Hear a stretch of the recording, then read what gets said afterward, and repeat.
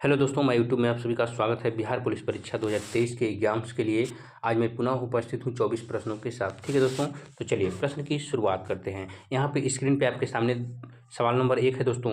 अपने उद्गम स्थल में गंगा नदी जानी जाती है। तो दोस्तों ऑप्शंस आपके सामने हैं। इसका राइट आंसर हो जाएगा ऑप्शन नंबर बी यानी अलकनंदा। ठीक है दोस्तों, option number B will be correct answer, Alaknanda के नाम से। चलिए अगला सवाल है, निम्नलिखित में से कौन सी परियोजना राउरकेला स्टील प्लांट को बिजली प्रदान करती है।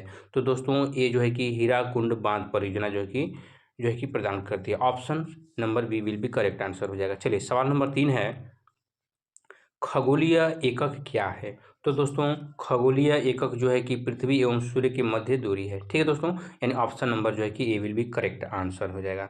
चलिए अगले सवाल को देख लेते हैं। पृथ्वी के केंद्र पर अत्यधिक तापमान के बावजूद भी आंतरिक कोर पिघली हुई अवस्था में नहीं होती है, क्योंकि।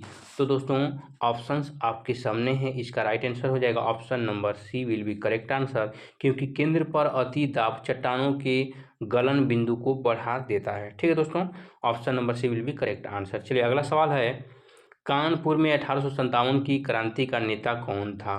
तो दोस्तों जो कानपुर में 1857 ईस्वी की क्रांति का जो नेता थे वो जो है कि नाना साहिब थे। ठीक है, option number A will be correct answer हो जाएगा। चलिए सवाल नंबर 6 को देखते हैं। हिंदसांग ने भारत भ्रमण किया। ठीक है दोस्तों, तो ऑप्शंस इस आपके दिया है शासन काल में, यानी किसके शासन काल में। तो दोस्तों ये जो है कि हिंदसांग ने भारत में जो है कि भ्रमण किया था, वो जो है कि हर्ष के शासन काल में किया था। ठीक है, चलिए अगला सवाल है, सवाल नंबर 7, स्वतंत्रता की पहली लड़ाई लड़ी गई थी। तो दोस्तों कहाँ लड़ी गई थी ये आपको बताना है। इसका राइट आंसर हो जाएगा ऑप्शन नंबर डी यानी मेरठ में। Option number D will be correct answer. सवाल नंबर 8 है, निम्नलिखित किस अवधि में 5वीं पंचवर्षीय योजना लागू नहीं की जा सकती है। ठीक है दोस्तों, ऑप्शंस आपके सामने हैं। इसका राइट आंसर हो जाएगा option number D will be correct answer, यानी 1 अप्रैल, ठीक है, 1978 से 31 मार्च 1979। चलिए अगला सवाल है, एशिया के देशों में किस देश का सर्वप्रथम औद्योगिकीकरण हुआ। तो दोस्तों इसका राइट आंसर हो जाएगा ऑप्शन नंबर डी यानी जापान में। ठीक है, अगला क्वेश्चन है, गरीबी हटाओ का नारा किस भूतपूर्व प्रधानमंत्री ने दिया था। ठीक है, तो इसका राइट आंसर जो होगा दोस्तों वो होगा option number C will be correct answer, यानी इंदिरा गांधी। चलिए अगला सवाल है, एक दूसरे के सापेक्ष महाद्वीपों के संचलन के तथ्य को प्रतिपादित करने वाला सबसे बड़ा सिद्धांत है। तो ठीक है दोस्तों, इसका राइट आंसर हो जाएगा ऑप्शन नंबर सी यानी महाद्वीपीय विस्थापन सिद्धांत। सवाल नंबर 12 है, कौन सा देश को सफ़ेद हाथियों की भूमि के नाम से जाना जाता है। तो दोस्तों आपको पता है थाईलैंड। ठीक है, अगला क्वेश्चन है, भारत एवं अफगानिस्तान की मध्य सीमा रेखा को निर्धारित किया जाता है। ठीक है, ऑप्शंस आपके सामने। इसका राइट आंसर हो जाएगा डुरंड रेखा से, यानी option number A will be correct answer. अगला सवाल है, राजस्थान में स्थित पर्वतीय स्थल माउंट आबू प्रसिद्ध है। तो किसके लिए प्रसिद्ध है ये आपसे पूछा है, तो इसका राइट आंसर हो जाएगा जैन मंदिर के लिए भी। ठीक है, चलिए अगला क्वेश्चन है, रेलवे के यात्री डिब्बे निर्मित होते हैं, कहाँ निर्मित होते हैं ये आपसे पूछा है। तो इसका राइट आंसर हो जाएगा ऑप्शन नंबर सी यानी पैराम्बतूर में। ठीक है, चलिए अगला सवाल है, औद्योगिक नीति प्रस्ताव 1956 में जोर दिया गया।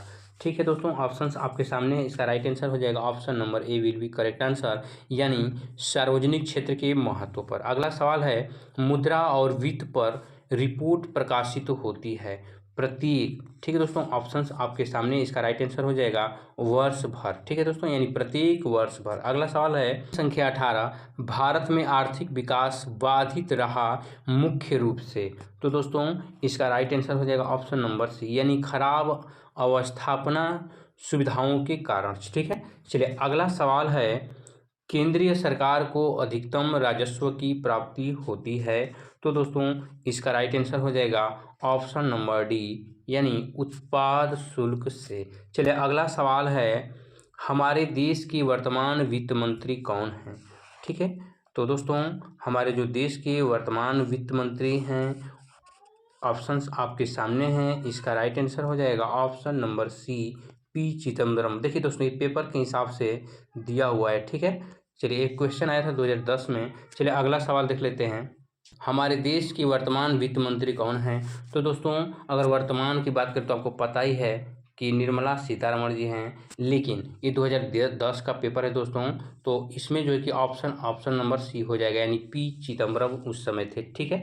चलिए अगला सवाल है, बुद्ध चरित्र के लेखक कौन हैं?